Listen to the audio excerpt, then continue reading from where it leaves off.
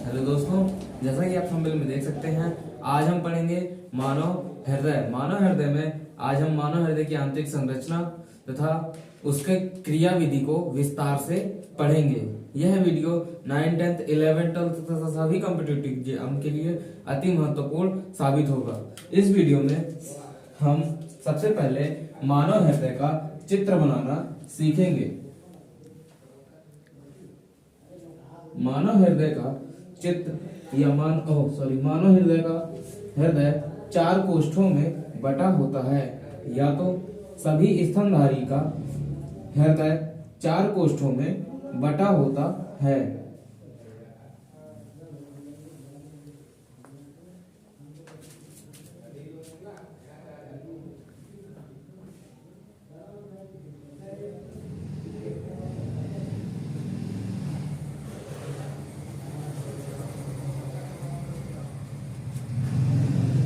मानव हृदय का कार्य रुधिर को पंप करना होता है।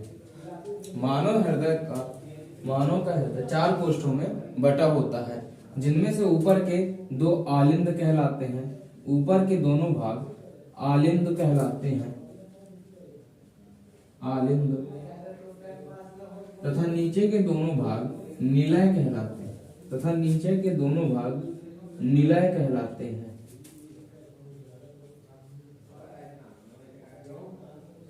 जैसा कि ये मेरा दायां भाग है तो आपका बायां भाग होगा, उसी प्रकार यदि ये मेरा दायां हाथ है तो इनका बायां भाग होगा, तो ये इनका बायां भाग होगा, और ये मेरा बायां भाग है तो ये इनका दायां भाग होगा। अब इसे बोलेंगे, ये हो जाएगा दायां आलिंद और दायां निलय, ये हो जाएगा बायां आलिंद और बायां निलय। इसमें यहां से एक रक्त वाहिनी निकली होती है जिसे कहते हैं पश्च महाशिरा। पश्च महाशिरा, और इसे कहते हैं अग्र महाशिरा। जैसा कि हमने पिछले वीडियो में देखा था कि जो सिराएं होती हैं तो सिराओं में हमेशा अशुद्ध रक्त बहता है, सिराओं में हमेशा अशुद्ध रक्त बहता है, और धमनी में शुद्ध रक्त बहता है।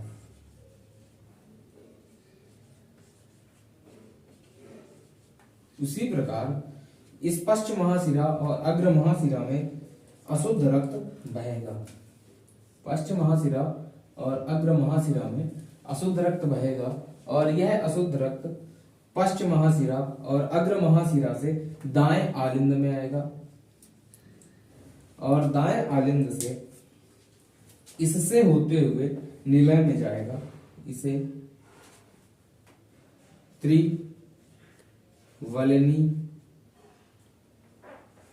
त्रिवलनी कपाट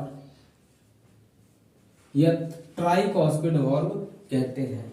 इसे त्रिवलनी कपाट या ट्राइकॉस्पिड वाल्व कहते हैं। इसके द्वारा दाएं आलिंद से अशुद्ध रक्त निलय में पहुंचेगा, दाएं निलय में पहुंचेगा, और दाएं निलय से इस रक्त वाहिनी से, दाएं निलय से इस रक्त वाहिनी से अशुद्ध रक्त फेफड़े में पहुंचेगा, और दाएं निलय से इस रक्त वाहिनी से फेफड़े में पहुंचेगा, जिसे फुफ्फुस धमनी कहते हैं, जिसे फुफ्फुस धमनी कहते हैं। इसके द्वारा अशुद्ध रक्त फेफड़े में पहुंचेगा। फेफड़े में ही इसका शुद्धिकरण होता है। क्यों होता है? क्योंकि जब हम सांस लेते हैं तो सांस के द्वारा हम कार्बन डाइऑक्साइड को बाहर छोड़ते हैं और ऑक्सीजन गैस को अंदर लेते हैं। तो यह अशुद्ध रक्त CO2 युक्त होता है, यानी इसमें कार्बन डाइऑक्साइड पाई जाती है, जिस कार्बन डाइऑक्साइड को यह फेफड़े को दे देता है, और फेफड़े से ऑक्सीजन गैस लेकर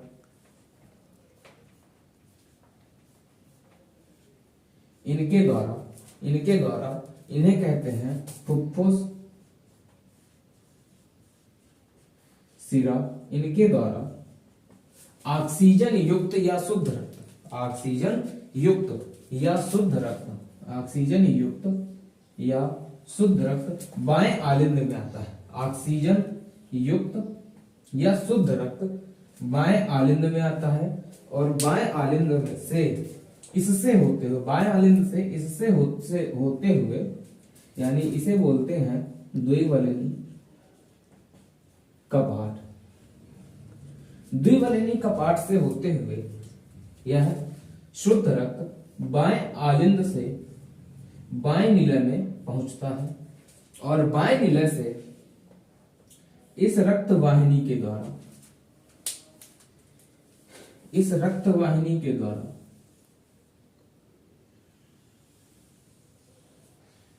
इस रक्त वाहिनी के द्वारा पूरे शरीर में शुद्ध रक्त पहुंचता है, जिसे महाधमनी, जिसे महाधमनी या एरोटा कहते हैं, जिसे महाधमनी या एरोटा कहते हैं।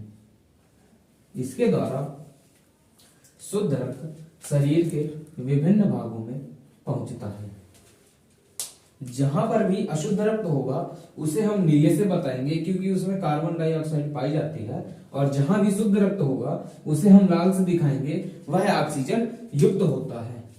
ये जो अशुद्ध रक्त को फेफड़े तक ले जाता है इसे फुफ्फुस धमनी कहते हैं। फुफ्फुस धमनी इसलिए कहते हैं क्योंकि फेफड़े का नाम फुफ्फुस होता है, तो फुफ्फुस तक पहुंचने वाली या फुफ्फुस से आने वाली जितनी भी रक्त वाहिनियां होंगी उनमें फुफ्फुस शब्द जुड़ा होगा, और यह धमनी है इसलिए इसे फुफ्फुस धमनी कहते हैं, और यह सिरा है इसलिए इसे फुफ्फुस सिरा कहते हैं। तो फुफ्फुस धमनी के द्वारा अशुद्ध रक्त फेफड़े में पहुंचता है और फुफ्फुस सिराओं के द्वारा बाएं आलिंद में शुद्ध रक्त आता है। फुफ्फुस सिराओं की संख्या 3 होगी। हृदय में फुफ्फुस सिराओं की संख्या 3 होती है। इसके बाद हमने आपको बताया कि जो धमनी होती है, धमनी में हमेशा शुद्ध रक्त बहता है, धमनी में हमेशा शुद्ध रक्त बहता है, लेकिन इस फुफ्फुस धमनी में अशुद्ध रक्त बहता है, लेकिन इस फुफ्फुस धमनी में अशुद्ध रक्त बहता है, इसलिए इसे धमनी का अपवाद कहते हैं, इसलिए इसे धमनी का अपवाद कहते हैं।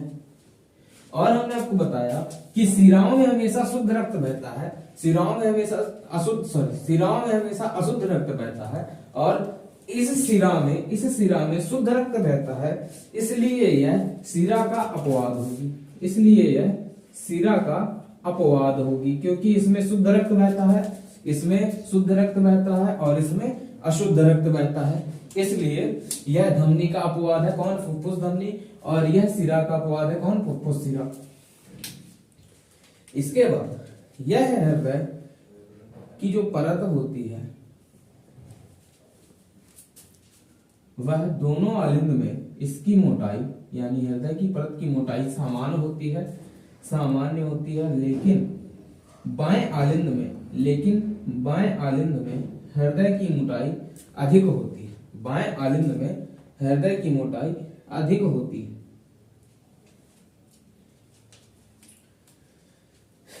इस झिल्ली को कहते हैं पेरिकार्डियम झिल्ली, इस झिल्ली को कहते हैं पेरिकार्डियम झिल्ली, इस झिल्ली को कहते हैं पेरिकार्डियम झिल्ली, और इसके अंदर तरल पदार्थ या द्रव भरा होता है, इसके अंदर तरल पदार्थ यानी इस पूरी झिल्ली में तरल पदार्थ भरा होता है। इस तरल पदार्थ को पेरिकार्डियल द्रव कहते हैं, इस तरल पदार्थ को पेरिकार्डियल द्रव कहते हैं, इस तरल पदार्थ को पेरिकार्डियल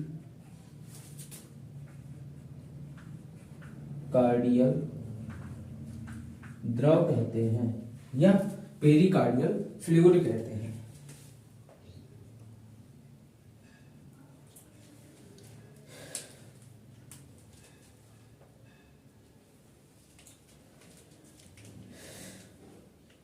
पश्च महाशिरा और अग्र महाशिरा से अशुद्ध रक्त दाएं आलिंद में आता है, दाएं आलिंद से त्रिवलनी कपाट के द्वारा निलय में आता है।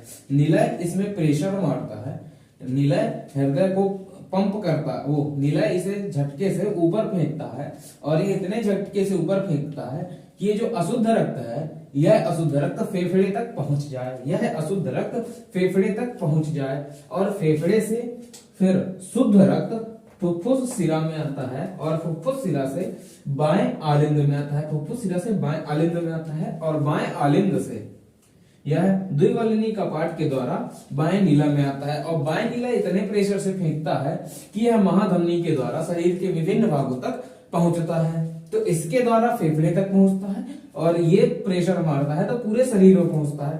अतः इसके लिए कार्य अधिक होता है, इसका कार्य कम होता है, क्योंकि इसे फेफड़े तक पहुंचाना है, इसे शरीर के सभी अंगों तक पहुंचाना है, इसलिए यह अधिक मजबूत होता है। अतः हम यह कह सकते हैं कि ये जो बायां निलय है यह हृदय के चारों कोष्ठों में सबसे मजबूत कोष्ठ होता है, यह सबसे मजबूत होता है। मजबूत क्यों होता है? क्योंकि यह इतने प्रेशर से फेंकता है कि महाधमनी के द्वारा शरीर के विभिन्न भागों तक हृदय पहुंच जाए। एक स्वस्थ मनुष्य का हृदय, एक स्वस्थ मनुष्य का हृदय 1 मिनट में 1 मिनट में एक स्वस्थ मनुष्य का हृदय, स्वस्थ मनुष्य का हृदय 1 मिनट में 72 बार धड़कता है और 1 मिनट में एक नवजात शिशु का हृदय, 1 मिनट में एक नवजात शिशु का हृदय 1 मिनट में 150 बार धड़कता है।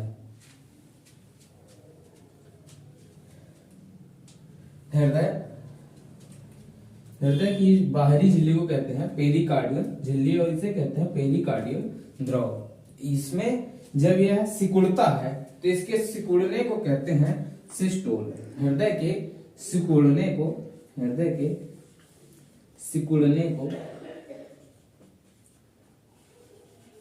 सिस्टोल कहते हैं।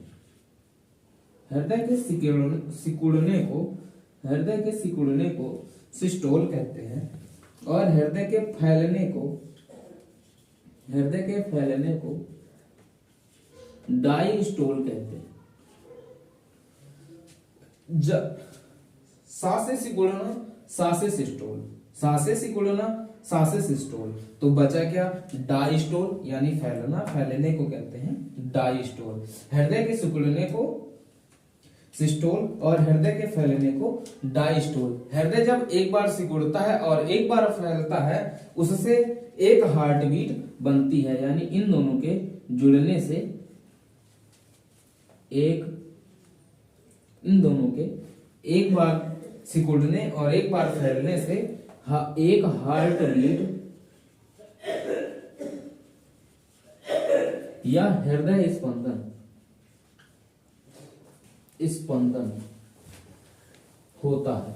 हृदय के एक बार सिकुड़ने तथा एक बार फैलने से एक हार्ट बीट बनता है। हृदय अग्र महाशिरा और पश्च महाशिरा से जब हृदय दाएं आलिंद में आता है तो दाएं आलिंद से निलय में गिरता है तो इससे आवाज उत्पन्न होती है। तो हृदय की आवाज को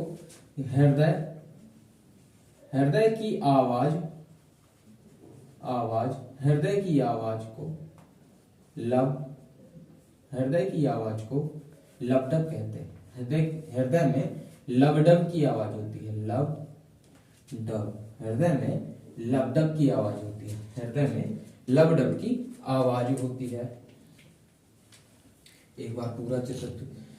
हृदय में अशुद्ध रक्त पश्चिम महाशिरा और अग्र महाशिरा से इकट्ठा होकर दाएं आलिंद में आता है। दाएं आलिंद से त्रिवालिनी कपाट या ट्राइकोस्पिड वाल्व के द्वारा दाएं निलय में पहुंचता है। दाएं निलय से फुफ्फुस धमनी के द्वारा फेफड़े में पहुंचता है। फेफड़े से ऑक्सीजन युक्त या शुद्ध रुधिर फुफ्फुस शिरा के द्वारा बाएं आलिंद में आता है। बाएं आलिंद से द्विवलिनी कपाट या बाइकॉस्पिड वाल्व के द्वारा बाएं निलय में पहुंचता है। बाएं निलय से महाधमनी के द्वारा शरीर के विभिन्न भागों तक पहुंचता है। और हृदय के 4 कोष्ठ होते हैं। चारों कोष्ठों में सबसे मजबूत कोष्ठ बायां निलय होता है। इसके बाद हृदय के सिकुड़ने को सिस्टोल, हृदय के सिकुड़ने को सिस्टोल या हिंदी में संकुचन कहते हैं। हृदय की सिकुड़ने को सिस्टोल या हिंदी में संकुचन कहते हैं। और फैलने को प्रसरण कहते हैं। और फैलने को प्रसरण कहते हैं। और फैलने को प्रसरण कहते हैं। स्वस्थ मनुष्य का रक्तदाब, स्वस्थ मनुष्य का रक्तदाब 120/80। स्वस्थ मनुष्य का रक्तदाब 120/80 होता है। स्वस्थ मनुष्य का रक्तदाब 120/80 होता है। ब्लड प्रेशर को, रक्तदाब को इंग्लिश में ब्लड प्रेशर, रक्तदाब को इंग्लिश में ब्लड प्रेशर कहते हैं। और ब्लड प्रेशर को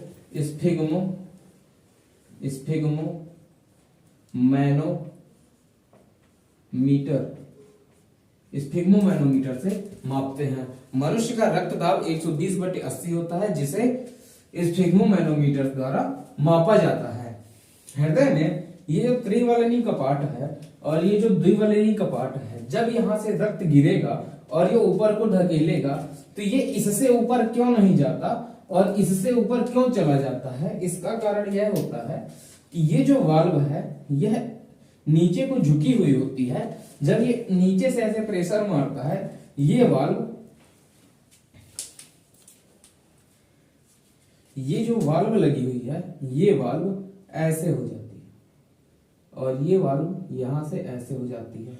अर्थात यह जब नीचे से ब्लड फेंकता है तो ये जो वाल्व है यह इस कोष्ठ को बंद कर देती है और ये वाली जो वाल्व है ये और ऐसे हो जाती है, ये और ऐसे हो जाती है, मतलब ये ऐसे खुल जाती है, ऐसे ऐसे खुल जाती हैं। तो इनके खुल जाने के कारण यहां से जो रक्त है वो ऊपर चला जाता है और ये वाल्व बंद हो जाती है, जिस कारण से दाएं निलय में रक्त नहीं पहुंच पाता। उसी प्रकार जब यह ऐसे प्रेशर मारता है तो इसके प्रेशर मारने पे ये वाली जो वाल्व है यह वाल्व ऐसे बंद हो जाएगी और ये वाली वाल्व और ऐसे खुल जाएगी, ये वाली भी ऐसे खुल जाएगी। तो ये दोनों वाल्व जब खुल जाती हैं तो ये जो शुद्ध रुधिर है यह महाधमनी के द्वारा शरीर के विभिन्न भागों में पहुंच जाता है।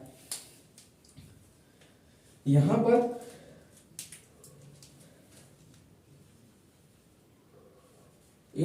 यहां पर SA नोड पाया जाता है, यहां पर SA नोड पाया जाता है, यहां पर SA नोड पाया जाता है। यह हृदय की धड़कन को उत्पन्न करता है, यह हृदय की धड़कन को उत्पन्न करता है। इसका पूरा नाम होता है साइनो, इसका पूरा नाम होता है साइनो एट्रियल नोड, इसका पूरा नाम होता है साइनो एट्रियल वाल्व। यह इसे कहते हैं सिरा आलिंद पर्व, यह इसी का नाम हिंदी में नाम होता है सिरा आलिंद पर्व। SA नोड हृदय की धड़कन को उत्पत्ति करता है, SA नोड हृदय की धड़कन की उत्पत्ति करता है। SA नोड का पूरा नाम साइनो एट्रियल नोड होता है, इसका हिंदी में सिरा आलिंद पर्व कहते हैं। जब यह कार्य करना बंद कर देता है, जब यह काम करना बंद कर देता है तो हृदय की धड़कन रुक जाती है। तब हृदय की धड़कन रुक जाती है जब ये SA नोड काम करना बंद कर देता है। इसलिए उस समय इसमें कृत्रिम पेसमेकर लगाया जाता है, उस समय इसमें कृत्रिम पेसमेकर